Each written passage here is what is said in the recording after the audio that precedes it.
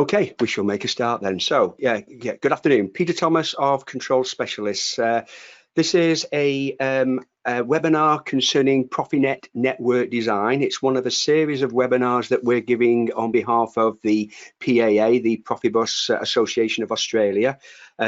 Week before last week, I gave one on EMC awareness, which is applicable to all sorts of industrial networks, PROFINET, PROFIBUS, and others, which you might want to look back on if you didn't attend. We're now going to start on a series of webinars associated with PROFINET. This one is on network design. Next week, we're going to do one on network diagnostics, and the one after that, we're going to do one on PROFINET gateways, where we're interested in linking PROFINET to other networks, maybe even PROFIBUS. And then after that, we're going to jump ship and start to look at PROFIBUS, and in particular, PROFIBUS lightning surge protectors and the difficulties that can pose when we're trying to qualify a PROFIBUS network. Okay, so on with this particular presentation then. Basically, we're an organisation that spend half of our time giving training on PROFIBUS, PROFINET and other networks, and also support. So I tend to teach the perfect world and then go out on site and see anything far from it. So that's the kind of background that we have. Here's the list of the webinars. We're on number 2 at the moment, the network design. If you're interested, just contact the PAA for information, and a link will be sent to you. Okay, so let's have a quick background then in terms of what PROFINET is. Bottom line is PROFINET is Ethernet. The same Ethernet that you have in your office, works on 100 megabits per second.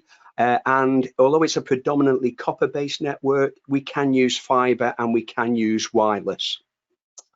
Most recent numbers from PI, and PI are the vendor independent organisation that are responsible for the technology, the marketing, the training of PROFINET. They reckon that on the last count, there's approximately just over 30 million PROFINET devices out there. If we was to look at a similar graph for PROFIBUS is way above this, up in the 60 million. However, it's starting to slow down. And certainly from a UK perspective, what we're tending to see is that the migration to PROFINET is very much on an industry basis rather than a company basis. So if we go to logistics, airports, etc., factory automation, they're generally moving over to PROFINET, and some of them have been there for some time. They consider PROFIBUS a legacy network, and yet you have other industries like the water industry, the chemical industry, etc. Very much PROFIBUS is state of the art, and that's where we are. So PROFIBUS is going to be around for a long time yet, but there is a move over to PROFINET, if not only because the manufacturers of devices are trying to push people that way, but there is a number of advantages of going down here. Okay, so just go back to that particular slide there. That yes, this is just you may have seen this on other PI presentations. What this is trying to instill in you is that when we look at a cable going between a PLC and a device, if we wish to do this in the PROFIBUS world and use an analyzer to look at what was inside the cable, we would only see PROFIBUS traffic, nothing else. If we do the same with PROFINET, you're going to see PROFINET traffic and standard Ethernet traffic that we're going to call non-real-time traffic. Even if you plug a laptop in, excuse me, even if you plug a laptop in, you will see Ethernet traffic. And that's the kind of the world that we are now moving towards.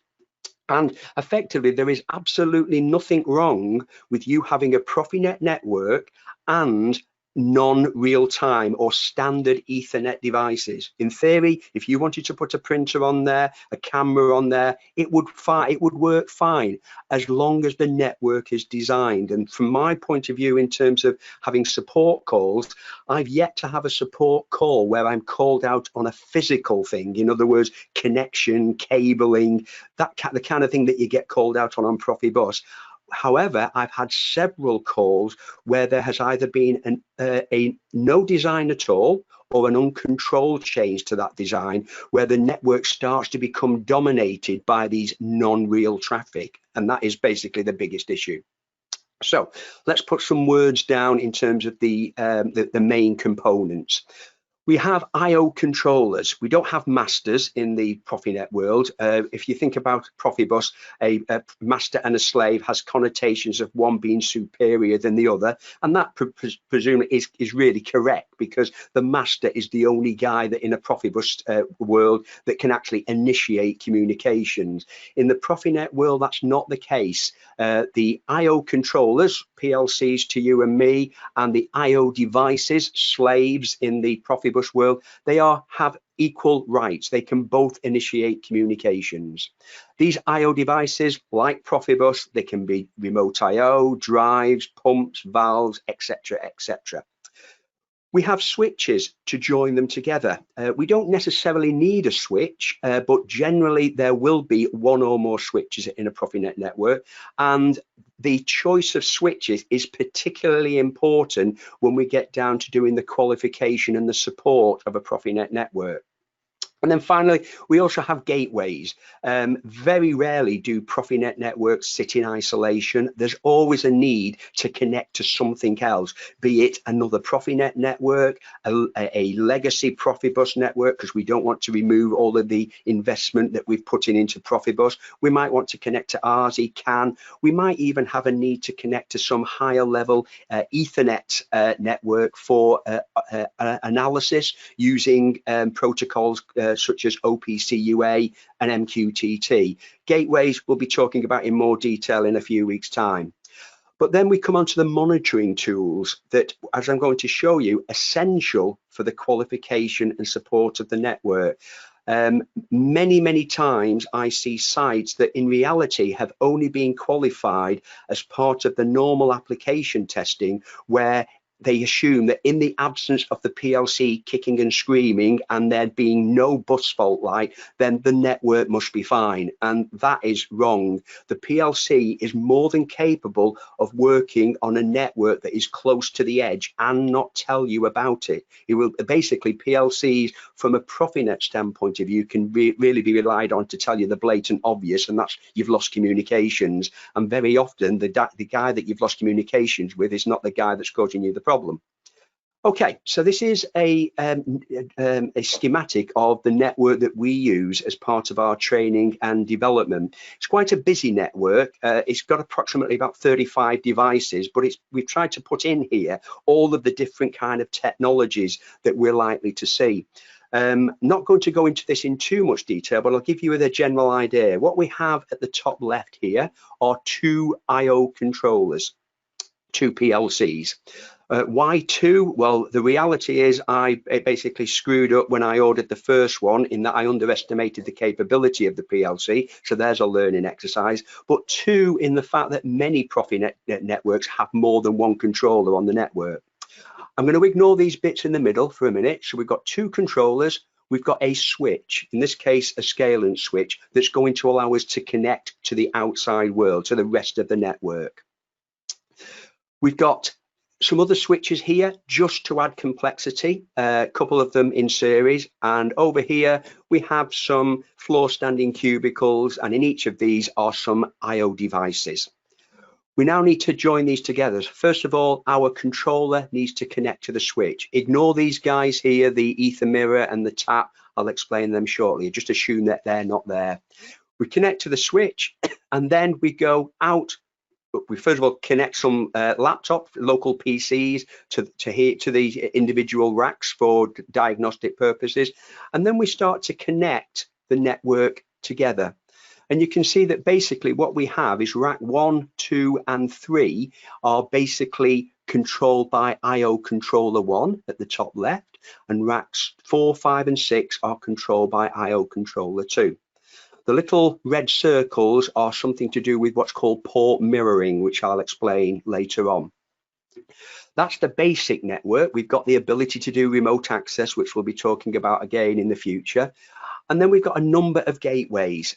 It's highly unlikely that your network will have all of these gateways in, but they're there just to show you the kind of basic idea of what we can have, and we'll basically connect these into our network as well at this point. And then having done all of that, we've then got some remote access. So yours may be more complex, less complex than this, but that is a typical PROFINET network. Just to briefly explain, these guys down here, these are the qualifying tools, the support tools that we're going to use, and I'll explain why we've got these in. So this is the basis. So how do we go about designing such a network? Very often the PROFINET is treated as a kind of a plug and play environment. If any of you have actually configured PROFINET, it's really easy, especially if you've done it on PROFIBUS, and you can be led into a false sense of security that, oh, just add a new one, no problem at all. And that generally is the case, but things can come back to bite you in the future. So basically then, the ease in which PROFINET networks can be configured can lead us to this false sense of security in terms of robustness, support, and future expansion. We might have got a top-end PLC giving us diagnostics until we're blue in the face, but when the push comes to shove and we've got a fault, you'll very often find the PLC is probably not telling you very much use. Poorly designed networks present the risk of underlying network related issues that may only become apparent after several months or maybe even years. So if you have this imaginary cliff edge, you don't know how close you are to the cliff edge. You could literally be peering over it and the bus fault light on the PLC would not be on, and you would be fooled to be thinking everything's fine. It's only when you make a slight change, something that you've done many times, and all of a sudden you've tipped yourselves over, and then the PLC will then tell you. So main thing to remember, first of all, a PLC absence of bus faults does not necessarily indicate a healthy network. And what we're going to do in this presentation is basically bring you an awareness of the things that you need to consider to make sure that you've got a reliable network now and for future expansion. So what are the considerations that we need to give? Well, first of all, the choice of components. We'll have a brief look at that. The device naming and conventions and the cycle times of these devices. Any connectivity to other networks, any requirements for IIoT, Industrial Internet of Things. Network security, clearly a big thing. PROFINET is an Ethernet based system, so just as prone to attacks as ordinary Ethernet in that respect. How we're going to connect these together, and do we need any redundancy? Equipotential bonding, a brief discussion about that. I went into that in a lot of detail in the EMC awareness in terms of making sure that our network is installed correctly to basically mitigate against the possibility of EMC issues. Application profiles, which you may not have heard about, and it's useful to be aware of that, especially from an end user. This can save you quite a bit of money moving forward. The training and support that you might want to consider. And then finally, the qualification. How do we know that our network is actually working properly? Okay, so that's what we need to cover. That's what we're going to go through over the next half an hour. So, I/O controllers. Well, contrary to popular belief, PROFINET, like its predecessor PROFIBUS, is not a Siemens network. Basically, Siemens heavily influence and heavily fund PI, but there are many other big manufacturers out there all looking for your business and basically able to do a complete network themselves. But there is nothing wrong at all by having a Siemens PLC and no Siemens devices anywhere else on the network, or a Phoenix PLC and Siemens devices on the network. You can mix and match as you see fit, no problem at all. But we're going to call PLCs now I/O controllers. They're responsible for the overall communication of a PROFINET network in the same way that a master was on PROFIBUS. Whilst most networks are only going to have one controller, in other words, one PLC and many devices to talk to, it's quite permissible to have many controllers, each controlling their own devices. That's not an issue at all. The total number of devices including any, should say, future expansion, needs to be determined beforehand, because you can have an expensive mistake, as I did in my case. On our network, we're using an S7-1200, so clearly at the bottom end of the PLC. I needed to configure just 35 devices, and when I added my 16th on the 1200, I got a pop-up message to say you've reached the limit. Now, I wasn't aware of that, but that was my fault. I didn't read the spec sheet. Better you do this on a real project and make sure you avoid any embarrassing conversations and expenses. So just be aware, all I/O controllers are not the same. PROFINET can coexist with conventional Ethernet devices. It's designed to do that. But remember that when you're looking at the hardware configuration of the I/O controller, it is only going to show you the devices that the controller is talking to. In other words, if you were looking on a new plant and you thought, well, the hardware configuration will be a good starting point, he is not telling you the full story of everybody that's on the network. This also means that the controller is not aware of other devices that may become added to the network, servers, etc. So he's got no way of knowing what the network load is going to be. If your network is going to consist of conventional Ethernet devices that will send and receive large payloads, maybe cameras, that kind of thing, you're probably best to save yourselves a lot of time and effort and buy a dedicated communications processor on that PLC. Let it do the work. That said, that's not necessary. If you're prepared to do the work in terms of design, and there are tools available, and you've got that information, then PROFINET and Ethernet can definitely coexist. I'm just giving you a bit of practical advice there that you might want to consider, and then it's not a problem you've got to worry about in the future. Excuse me. Okay, so I/O devices, the slaves in the PROFIBUS world. Basically, all the big manufacturers are out there looking for our business. Most of them are designed to be mounted inside a panel or a cubicle. They will typically have an RJ45 port. In fact, nowadays you tend to have them with 2 RJ45 ports. And one important thing to be aware of is that every 2-port I/O device is actually a 2-port switch. And that's going to have connotations for us when we start to look at how we're going to connect these and the availability that we have in that network. Some devices have M12 connectors because they need some IP rating, maybe that it's going to be in a dust or a moisture-laden environment. Each I/O device has to be given a name, and when we start from a brand new system, then it is the responsibility of the person configuring the system to literally configure every device with a unique name, and that name has to match the name that he will ultimately type in the hardware configuration. And the reason for that is that every I/O controller, when you first start it up, always looks for a device by device name. He does not look for the device by IP address. The support and diagnostic capabilities of the devices can differ. Some of them have got web interfaces, some of them just use LEDs to indicate a basic error. So they've all got their pluses and minuses, if you like.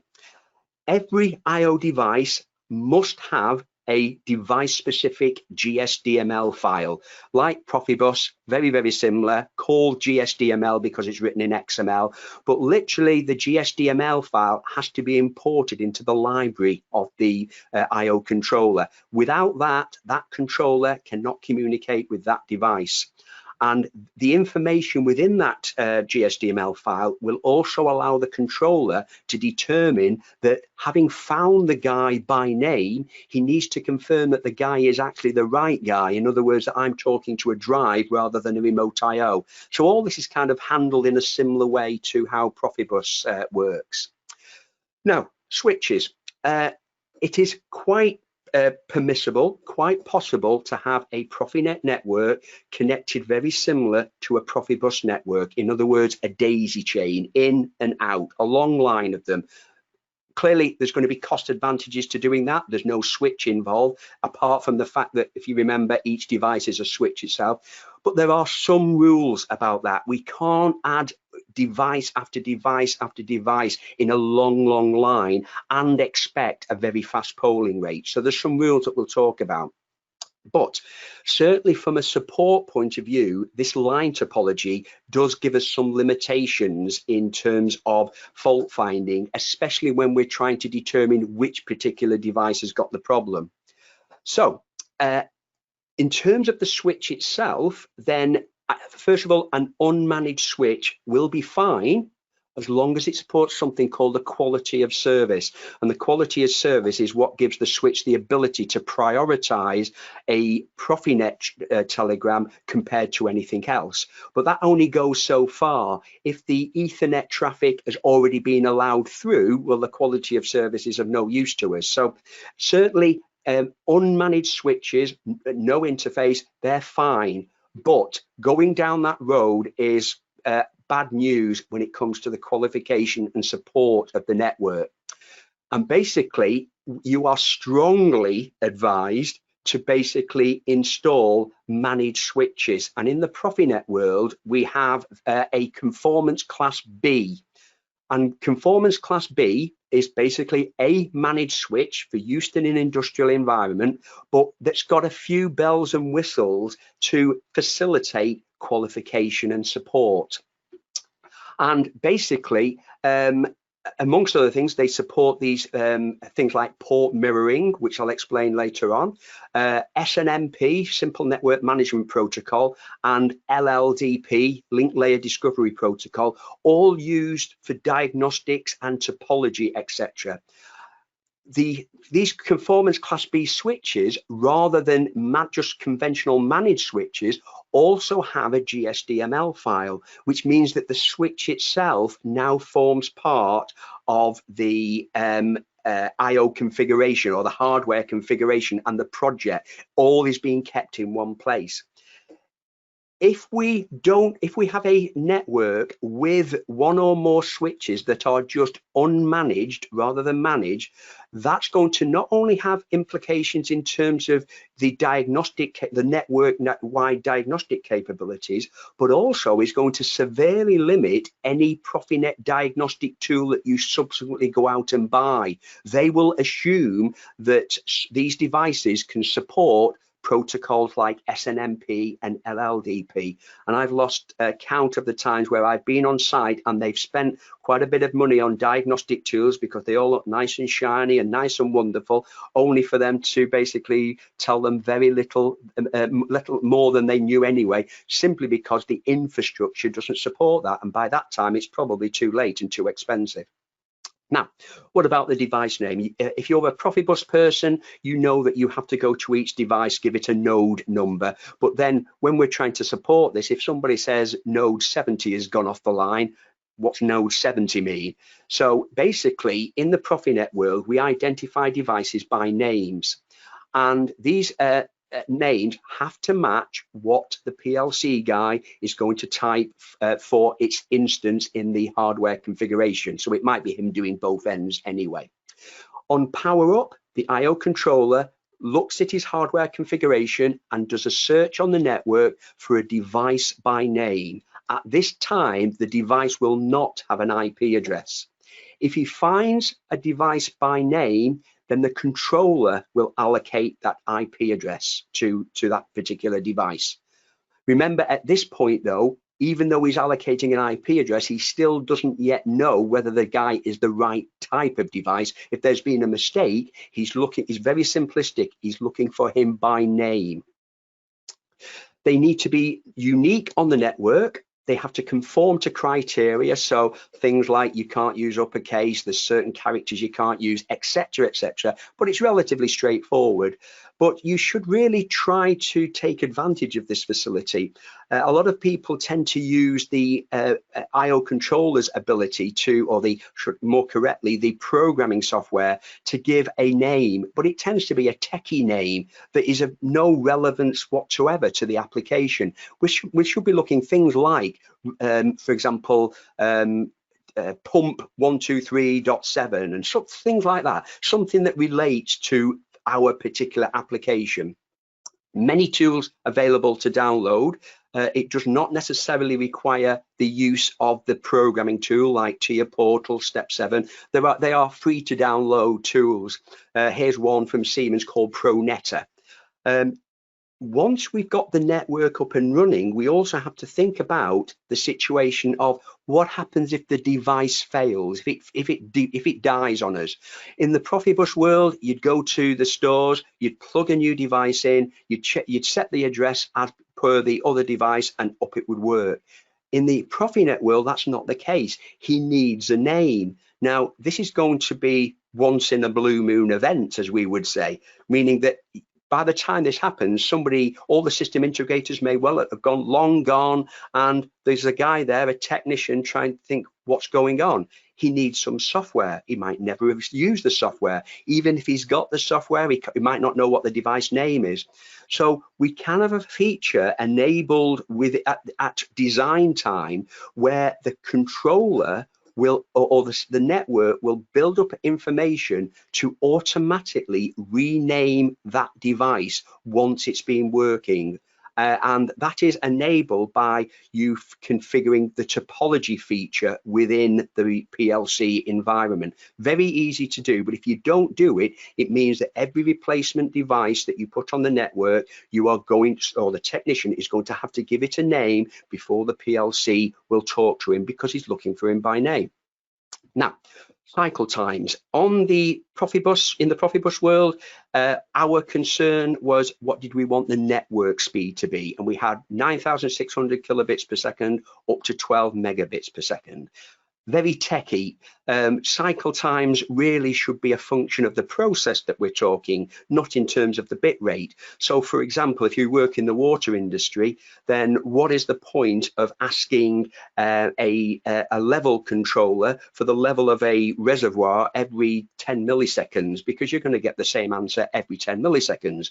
Whereas if we're looking in robotics or high-speed conveyors, it's very critical that we poll it very quickly.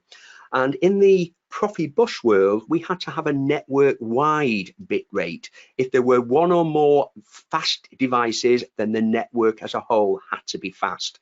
With PROFINET, it's different. First of all, we don't have a bit rate to adjust. It's always 100 megabits per second. It's fast Ethernet. What you do have, though, within the I/O configuration is the ability on a device-by-device basis to set the polling rate of each particular device in units of time. There's two variants of PROFINET. One's called PROFINET RT and one's called PROFINET IRT. RT is real time. Let's say 90% of the PROFINET network, maybe 100% that you're going to see are PROFINET real-time devices. But if we've got very fast communication requirements for high-speed robotics, then we need something called isochronous real-time, which will require special switches and special hardware. So you need to be aware of that. But basically, the main difference is what the fastest polling rate can be. And typically, RT can go as low as a millisecond. Now, that is quite fast, certainly in most of the industries I work in. But even that isn't fast enough for some, and IRT will go down as low as 32 microseconds. So just be aware of that. Most of what I'm going to talk about now is really RT, because that generally is most of the PROFINET applications. So what do we set this to? Well, if we want to, we can let the PLC do it. But if you remember, the PLC doesn't know everything about the network, especially if we have lots of other Ethernet devices on our network. So it would be far better if we could make an informed decision. And fundamentally, the choice of the polling rate really is a process decision, because we need to have an idea of the closed loop response of this. Is this a slow system? Is this a fast system? So the bottom line is, on a device by device basis, the polling rate should be set as high as necessary, not as high as possible. And if you move away from that, then we can have problems moving forward in future expansion.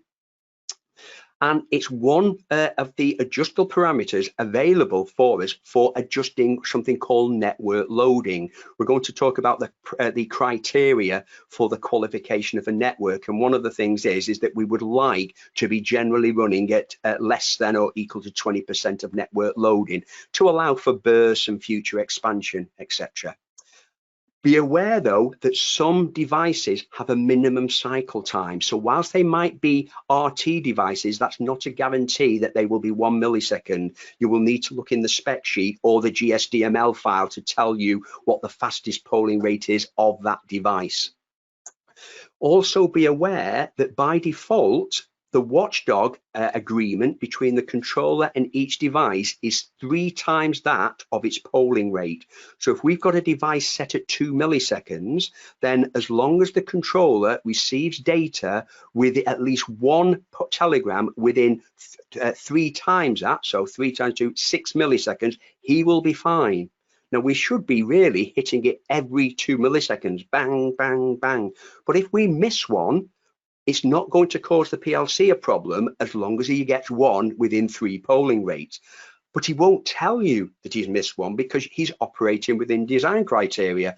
But we would like to know that. The PLC is not likely to tell you unless he terminates the communication, which he will do so if we haven't had the polling rate with at least one telegram within those 3 polling rates. What about connectivity to other networks then? Very few industrial networks now exist in complete isolation. We might have other PROFINET networks to connect to. We might want to connect to, so apologies for those of you that are busy putting PROFIBUS networks in at the moment, but some industries do treat PROFIBUS as legacy networks. That we might want to continue using them, but connect our PROFINET net together. Maybe we've got DP, maybe we've got PA. We might have other networks that are nothing to do with PROFIBUS and PROFINET, CAN bus, IO-Link, RZ, and so on. And then we got couplers from many, many manufacturers that will facilitate this. And basically all of these guys, so we've got Helmholtz, Softing, Siemens, IFM, and others. These devices all have one common thing in between themselves, and that is that on one side they appear as an IO device, which basically means that these devices on the PROFINET side will have a GSDML file. The guy on the left, the PROFINET to PROFIBUS gateway, he will come with a GSDML file for use with the PROFINET network and a GSD file for use in the PROFIBUS network. So he appears in 2 hardware configurations. Neither network knows about each other. They're just talking to this guy as though he's just another device on the network. That's another consideration that you need to get to. We're going to look at that in more detail in a few weeks' time. Maybe there are now IIoT, Industrial Internet of Things. There's more and more requests now whereby manufacturers are either seeing or being led to believe that there is data in their system over and above the normal IO data that could put them in a competitive advantage in terms of analyzing the response of their process. And that tends to be done in a higher level system, but basically this data resides in our factory level environment. In other words, it's there on potentially there on our PROFINET network.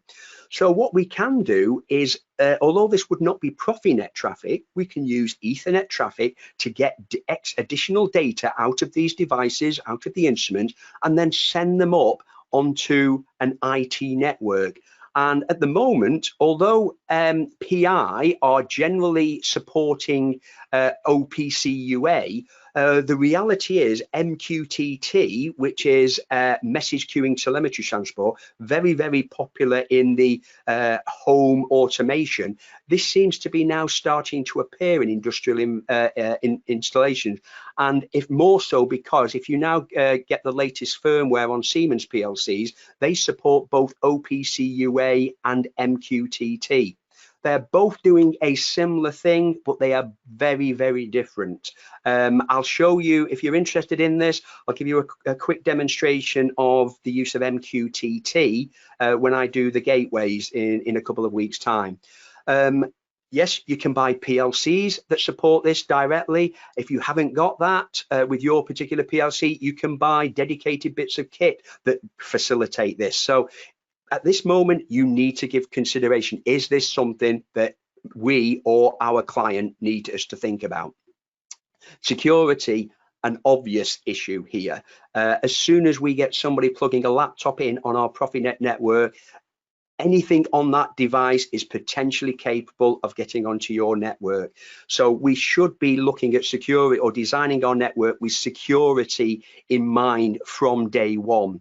PI have guidelines which are available from their website, and the eventual solution would clearly have to be done on a risk-based analysis, but generally I think it's fair to say that whatever you're going to do, it's going to include one or more firewalls in here, industrial grade firewalls.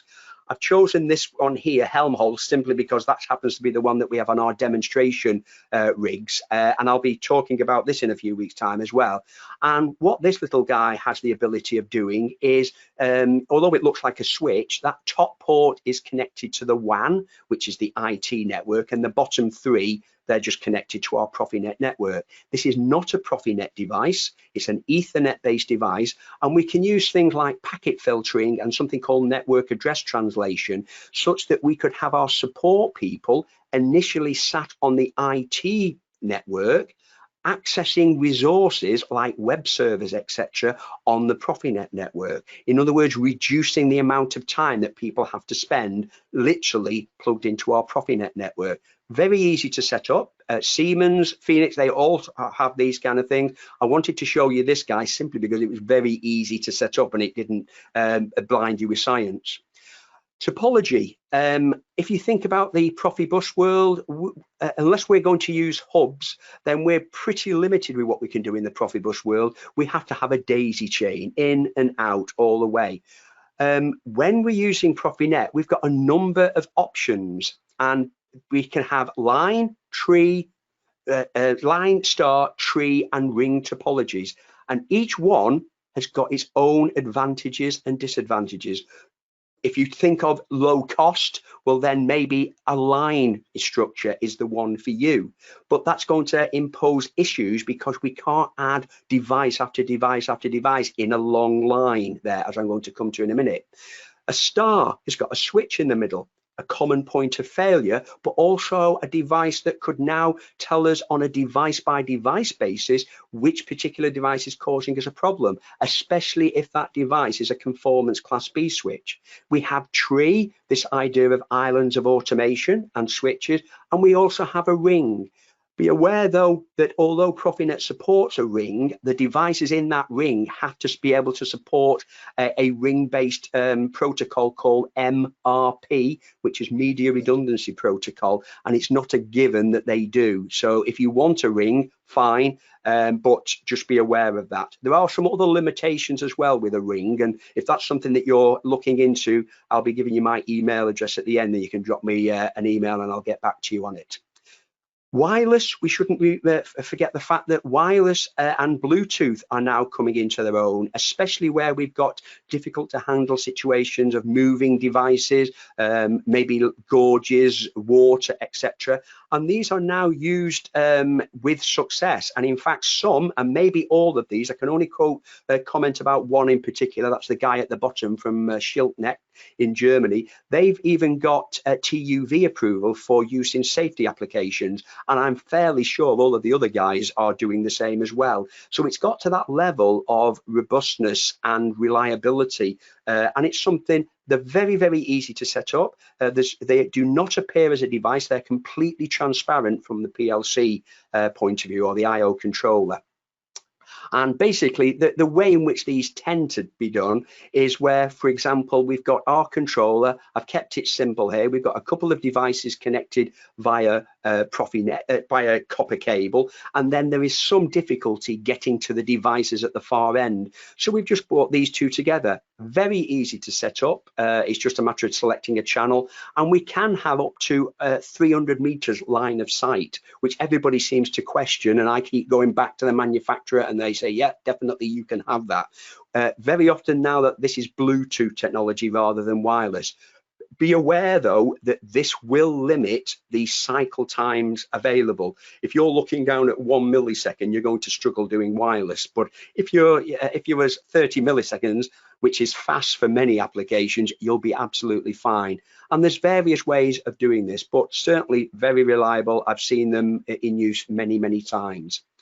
So what have we actually got to do from a design point of view? Most people are concerned about the design of their application program, which is writing software, but I'm talking about the network design, which very few people do.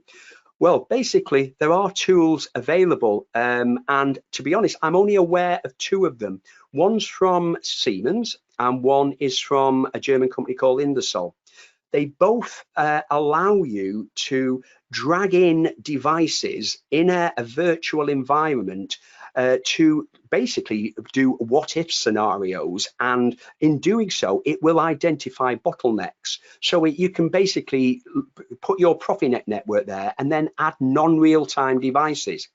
Having said that, out of the two, clearly the Siemens is very Siemens specific. If you are a Siemens user, it's a really good tool. However, it's very complex, especially when it comes down to you putting the numbers in there. You've got to load a lot of information. It is quite easy to use, having said that, but I often wonder whether smaller system integrators will have the resource or the information to use this. But there's a good webinar on the Siemens site to have a look at it, and this is called SYNET Plan. It's even got the ability of doing online monitoring and then building a topology from that. This is after the event to try and show you bottlenecks. But the whole idea of this is to design the network, and then we create that in our I/O controller. Redundancy, we've talked about media redundancy of the cabling, but we've also got now the capability of maybe redundancy at the controller level, redundancy at the device level, or both. So these are all supported and capable, but you've got to check that your devices will support it. It's not a given. PROFINET will, but not necessarily your particular controller. One of the fundamental things about all of this with PROFINET is it's green cable, and it's critical in the fact that we've got to get the data from A to B. And we're only going to get that from A to B if we're using decent quality cable installed in the environment it's intended to be used. So if I want to connect my PROFINET network up in an office environment with cheap cable from the local electronics store, it will work, no doubt about it. Whether that would be the case in an industrial environment is a different matter, and I would suspect is the answer to that is no, it wouldn't. And one of the things that you have to do is make sure that we're using screened twisted pair with the shield connected at both ends, which is very contentious. If you want to know why that is and the techniques behind it, and why, you need to look at the webinar that I gave last week on this. This is not a PROFINET requirement. This has been going back for the last 20 years, and people still have difficulty in deciding, what do I do it at one end or both ends? Have a look at the webinar, and if you're still confused, then give me a shout.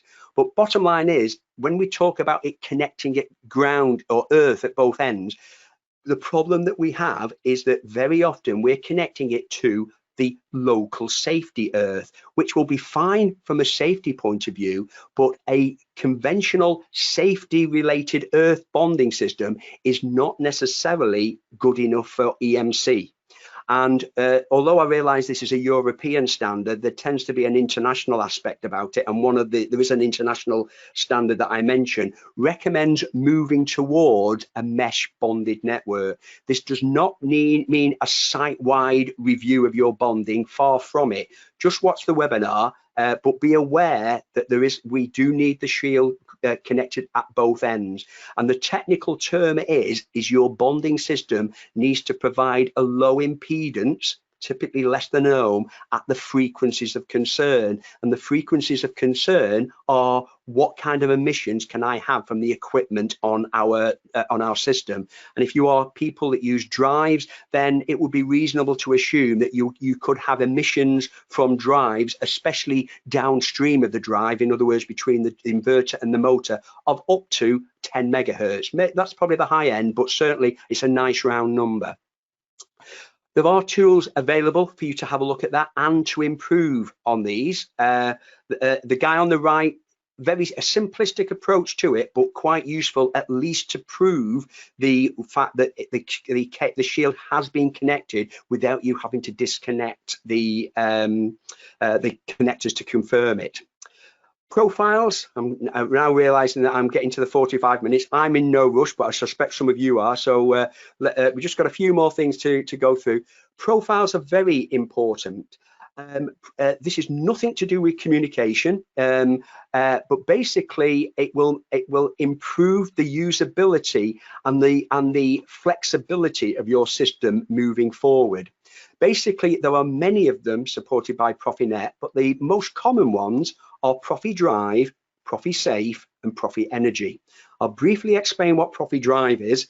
Imagine that you are an ABB drive user, chosen ABB as a reputable manufacturer of drives. And the PLC guy has configured it, it's worked for many years, and several years later, it fails.